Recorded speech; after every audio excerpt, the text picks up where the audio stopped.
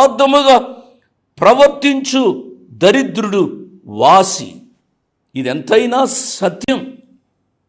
బుద్ధిమంతుడైన కుమారుడు తన తండ్రి చెప్పింది చేస్తాడు. ఇదే సామెతల గ్రంథం 19వ అధ్యాయము 1వ వచనాన్ని చదువుతున్నాను. యథార్థముగా ప్రవర్తించు దరిద్రుడే శ్రేష్ఠుడు. వినరు కదా?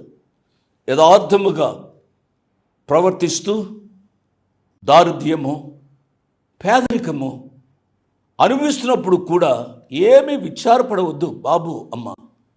అట్టివాడే శ్రేష్ఠుడు అని దేవుని యొక్క వాక్యం సెలవిస్తుంది. తాత్కాలికంగా కొన్ని సంవత్సరాలు మనుషుల దృష్టిలో మనం తక్కువగా చూడబడవచ్చు, కానీ దేవుని దృష్టిలో నువ్వు శ్రేష్టమైన వాడువుగా, శ్రేష్టమైన దానువుగా తీర్చబడతావు అనే సత్యాన్ని గమనించాలి. గొర్రెల కాపరి వలె ఆయన